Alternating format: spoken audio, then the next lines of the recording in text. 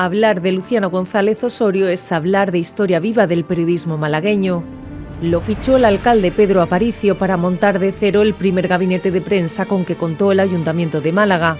Pero antes ya había documentado la transición desde los micrófonos de Radio Popular y las páginas del Sol de España. Al frente de la comunicación institucional vivió el despertar democrático y el inicio de la transformación de esta ciudad. En 1995 se fue a Aparicio y llegó Celia Villalobos, y por cuestión de días no se convirtió también en jefe de prensa del actual alcalde. Luciano se jubiló muy poco antes de que Francisco de la Torre accediera al cargo. Desde entonces, nuestro invitado de hoy no ha parado de trabajar, ahora como investigador reconvertido en una de las voces más autorizadas en torno a la figura de Antonio Cánovas del Castillo. Como no, con la faceta periodística del gran estadista malagueño como objeto de estudio. Hoy en El Reservado abordamos una tremenda trayectoria profesional. Sean bienvenidos.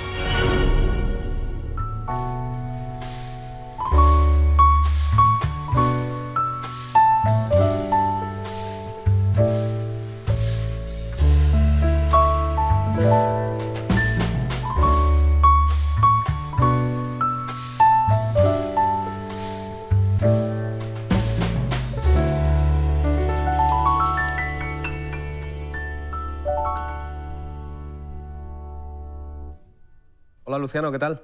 Bien, muy bien. Un honor tener hoy en El Reservado, aquí en Canal Málaga, a Luciano González, periodista sobre todo, primer jefe de prensa del Ayuntamiento de Málaga. A mí me gustaría que tú como periodista me dieras un titular de cómo te defines. ¿Quién es Luciano González? Pues una persona, yo diría que comunicativa, de ahí que precisamente mi vida haya traspasado a lo largo del tiempo en los medios de comunicación, y sociable, activo, laborioso, afectivo, agradecido, en fin, no quiero seguir con calificativos de este orden, pero me siento a gusto tal y conforme ha sido mi vida y como está siendo. Me tengo que decir que para mí es una alegría tremenda tenerte aquí en este plató del Reservado, porque tú fuiste el primer jefe de prensa que creo recordar haber tratado en mis ya bastante pretéritos y lejanos momentos de inicio en esta profesión. Y siempre he guardado un recuerdo magnífico tuyo. Pero aquí no hemos venido a hablar de mí, ni mucho menos. Vamos a hablar de Luciano González, que vive en Málaga desde hace mucho, pero que es manchego. Sí, nací en Ciudad Real, pero yo me vine aquí hace ya cerca de 60 años y prácticamente he hecho aquí mi vida y sobre todo mi vida profesional. ¿Qué fue lo que te hace venir a Málaga? ¿Vienes con la familia? ¿Vienes solo? Sí, por razones familiares.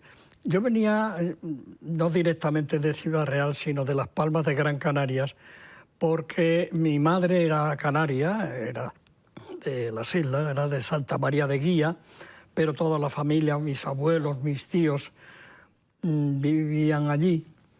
Y yo me fui, cuando murió mi madre, me fui a vivir allí con ellos, y allí estuve trabajando en Radio Popular de Las Palmas, pero naturalmente la familia de Ciudad Real quería que nos viniéramos para acá, por un lado.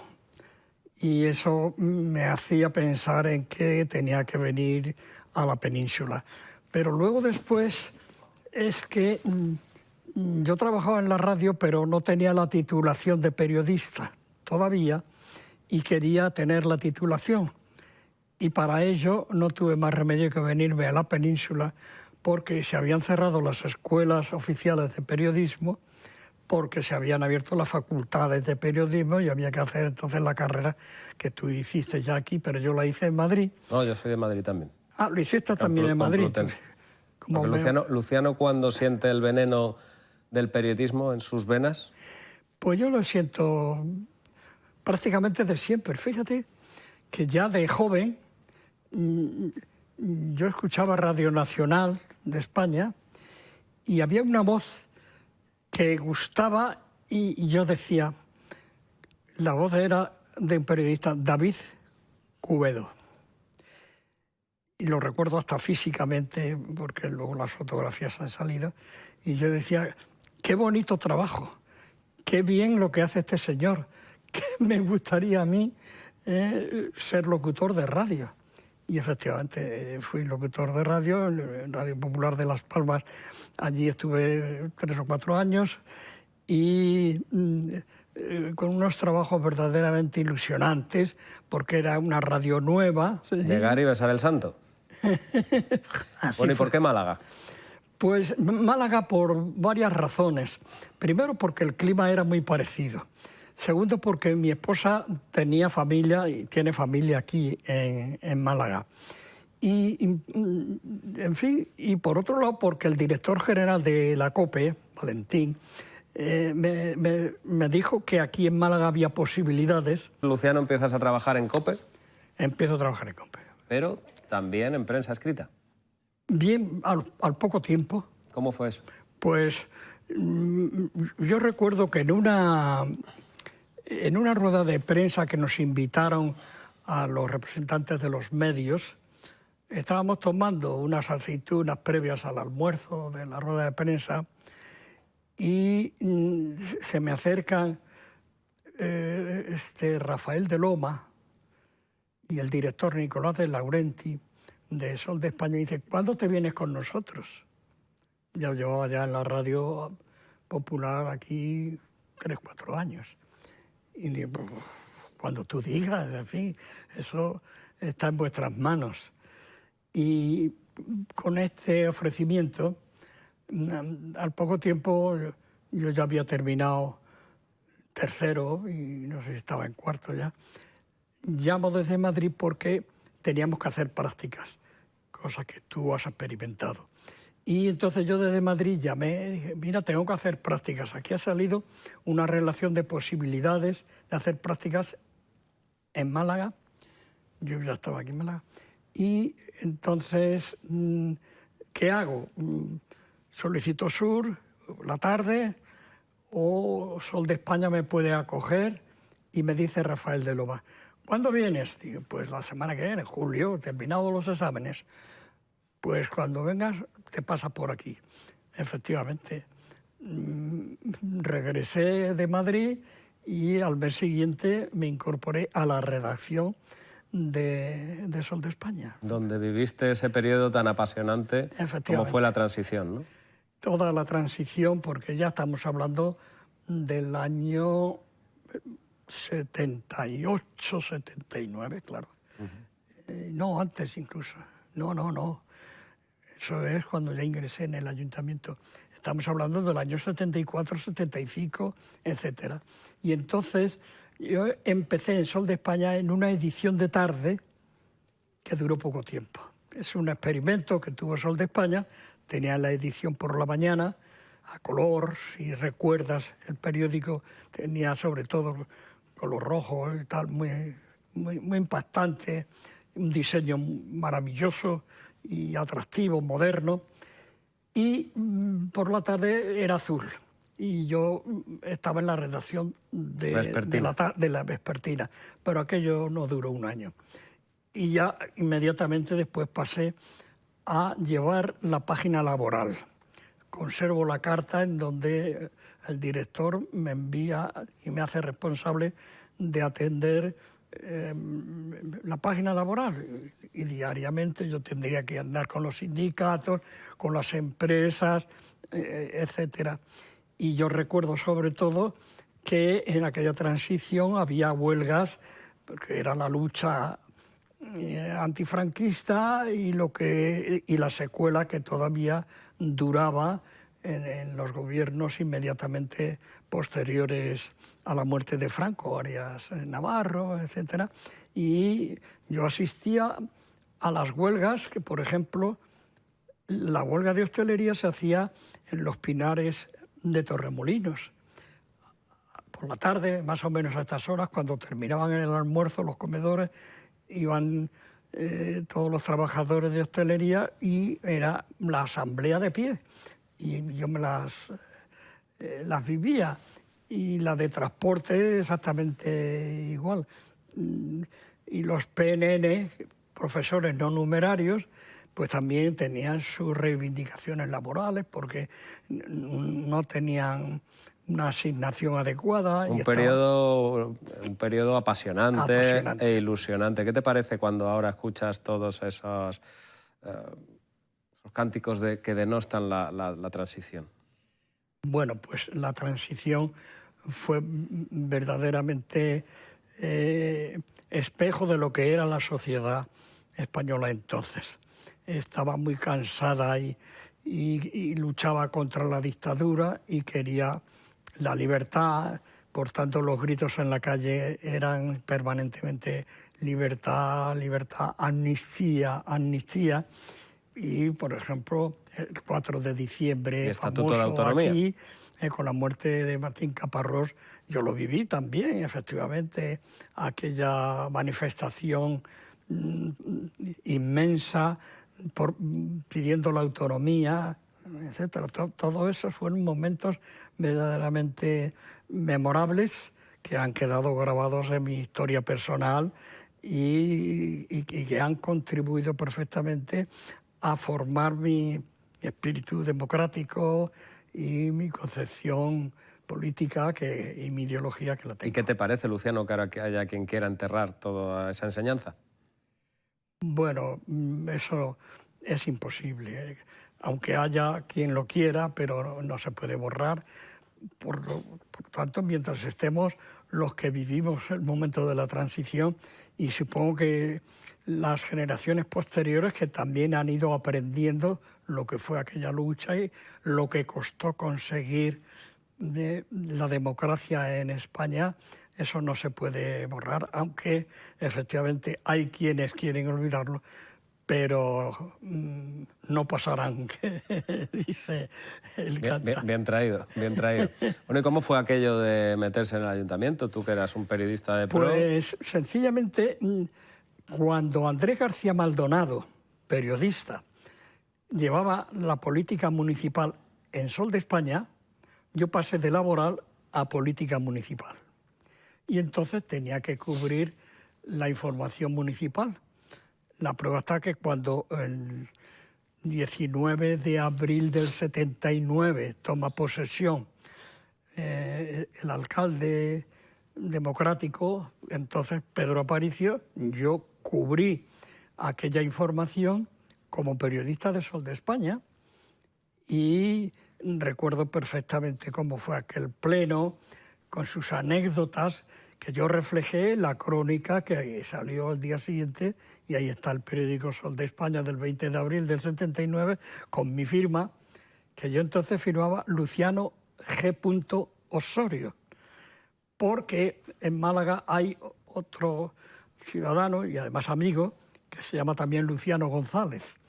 Entonces, para distinguir Luciano González, era Luciano G. Osorio. Bueno, pues ahí está la firma. Y como consecuencia yo asistía a los plenos, yo iba diariamente, como tú has hecho también en otra ocasión, ir al ayuntamiento para recabar información, y ahí me conocieron en el ayuntamiento y entonces pensaban que era necesario abrir un gabinete de prensa y alguien que se hiciera cargo. Pero no fue porque le dieras caña a Pedro Aparicio te ficharon, ¿no?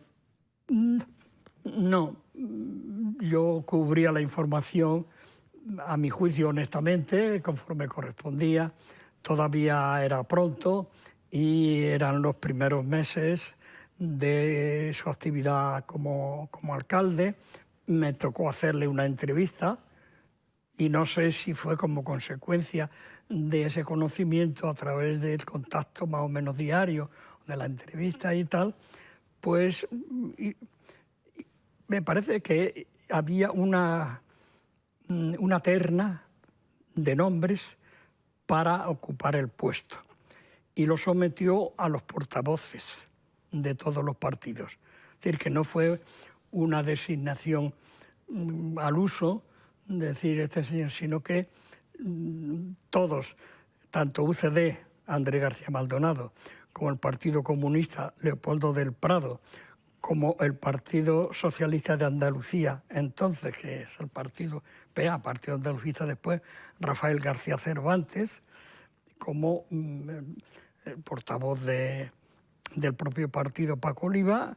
¿Y todos fuiste? dijeron de la terna, pues el otro era Gonzalo Fausto y el otro no me acuerdo.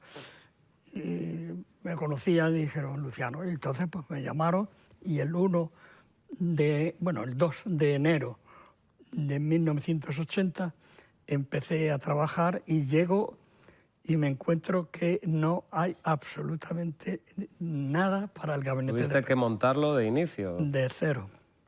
Pero estuviste 20 años. Y estuve 20 años.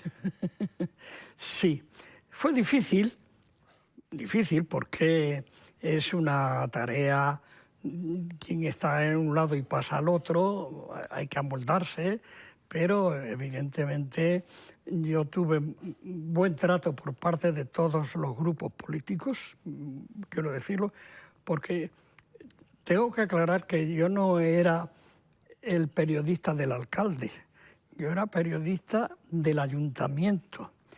Y además, en unos seminarios que se celebraron primero en Barcelona, luego en Valladolid, luego en Málaga, en Torremolinos y tal, los periodistas de información municipal y diputaciones, entonces no existían todavía las comunidades autónomas, estudiábamos cuál era la función esencial de los gabinetes de prensa y ahí descubrimos cuál era el matiz de que teníamos que estar al servicio de la comunidad y, por tanto, de la ciudadanía, y no era al servicio de partidos ni al servicio de personas.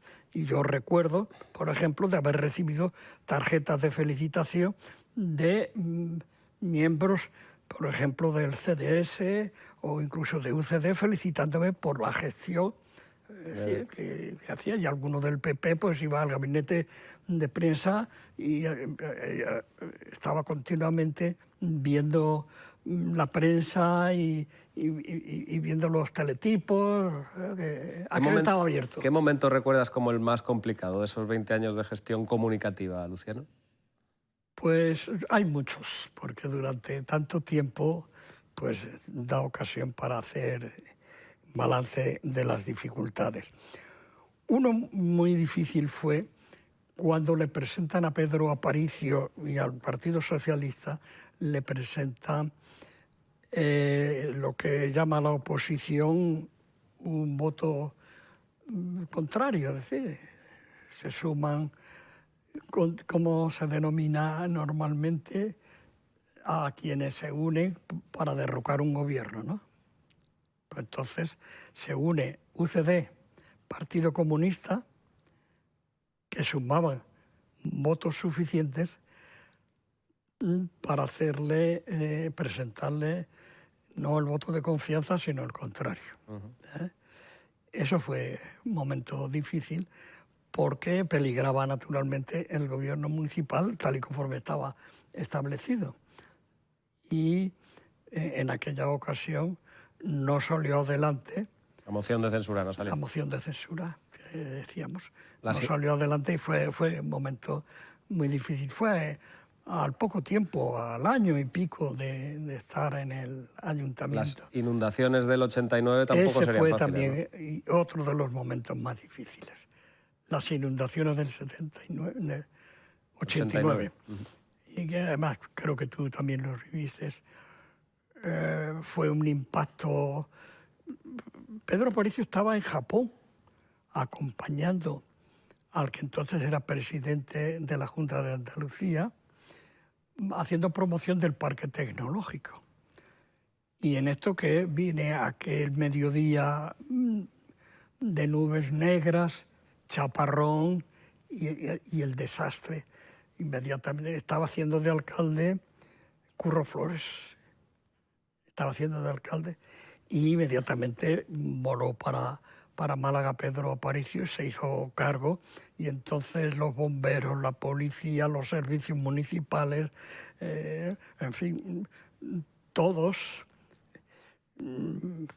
peleando, pero en fin, se salió a flote, nunca mejor dicho, pero fue un momento muy difícil. Y otro muy difícil fue el 23 de febrero.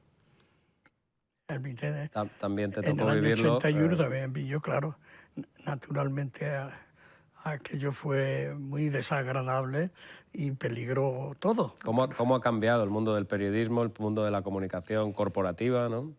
Pues sí, efectivamente ha cambiado. Nosotros ejercíamos un periodismo de calle, muy de proximidad, mucha cercanía. Ya he comentado antes cómo asistía a las huelgas, cómo asistía a las asambleas, cómo iba a las empresas, en fin. Estoy hablando del mundo laboral, pero las ruedas de prensa, etcétera, eran muy participativas.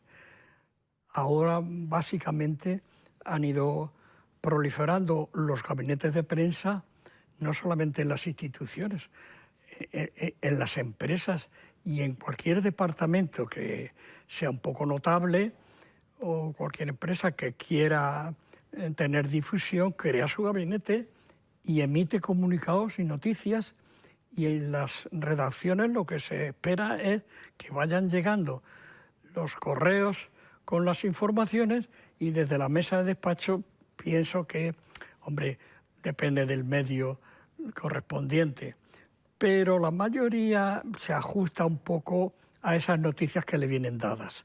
No las busca. Hay algunos que evidentemente verifican y otros que no. ¿Echas de menos el periodismo de entonces? Sí, sí, claro, por supuesto. Me parece... Y ayer publicaba la presidenta de la Asociación de la Prensa, Elena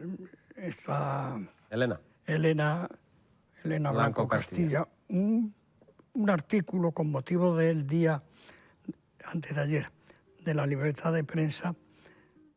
Era que lo titulaba Periodismo local.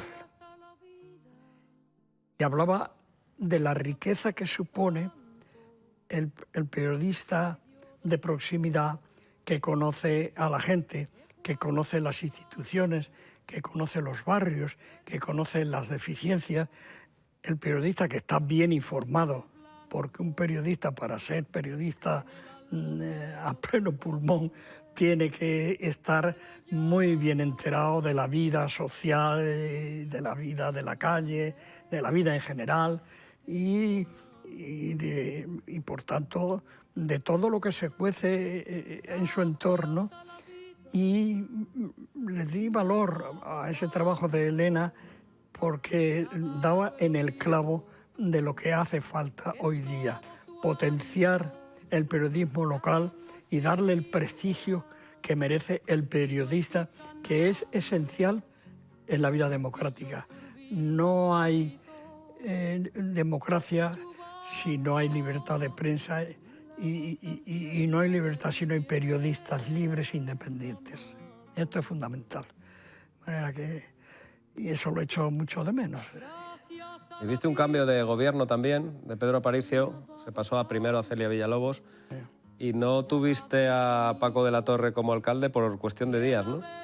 Pues efectivamente, a los pocos días de jubilarme accedió a la alcaldía Paco de la Torre, con quien yo tenía mucho contacto porque él era primer teniente de alcalde y además delegado de urbanismo.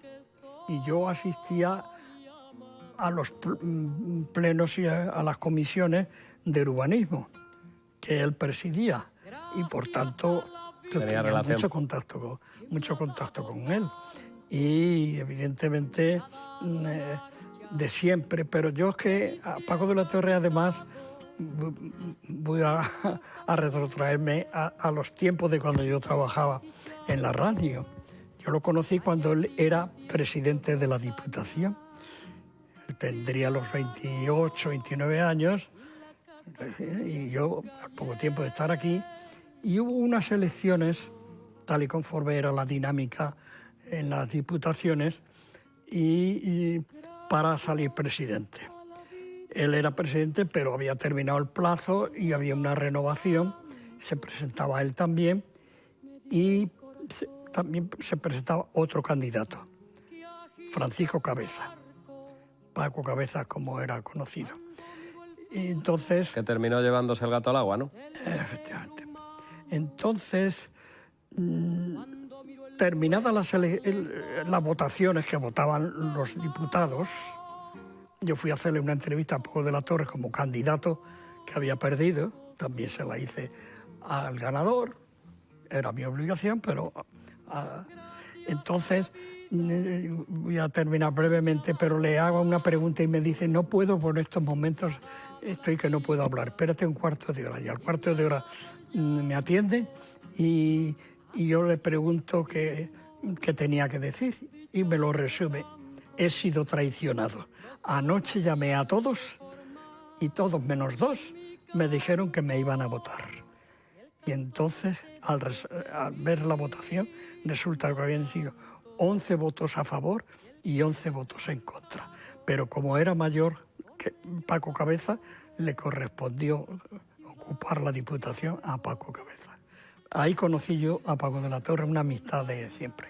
Luciano, se nos acaba el tiempo y nos hemos quedado con muchas cosas en el tintero, entre otras tu faceta investigadora a la que te has dedicado una vez jubilado a partir del año 2000. Te has dedicado a investigar sobre Cánovas del Castillo y sus artículos periodísticos. Me comprometo a que hablemos de ello otro día aquí en Canal Málaga, por supuesto. Nos has traído Gracias a la vida, que me ha dado tanto para terminar este programa, ¿verdad? Muy bien, pues muchas gracias, porque efectivamente es una canción que me llena mucho, porque yo creo que subraya perfectamente que puede ser un epitafio. Gracias a la vida. Y ya a mi edad, bastante mayor, sí puedo decir que he trabajado más durante el tiempo de jubilación, que han sido 25 años, pero tengo que estar agradecido porque a mi Málaga me acogió con los brazos abiertos, en los medios donde he trabajado igual, y los compañeros, de manera que yo quiero terminar con esta canción de Gracias a la vida que me ha dado tanto. Me consta ese cariño de tus compañeros y que sigas trabajando muchísimo tiempo. Volverás a Canal Málaga y volverás a contarnos el resultado de ese trabajo. Luciano, muchísimas gracias, ha sido un placer. Agradecido por vuestra invitación y dispuesto para cuando quieras poder volver, en este caso ya hablar de mi investigación sobre Cánovas y contar anécdotas y sin aburrir a la gente, pero sí hacer ver que estoy trabajando para hacer que cuando llegue el segundo centenario del nacimiento, que es en el 28, la casa de Cánovas pueda ya haberse construido o esté en fase de construcción. Una tarea en la que estoy seriamente implicado. Con esa demanda nos despedimos, Luciano. Muchísimas gracias. gracias.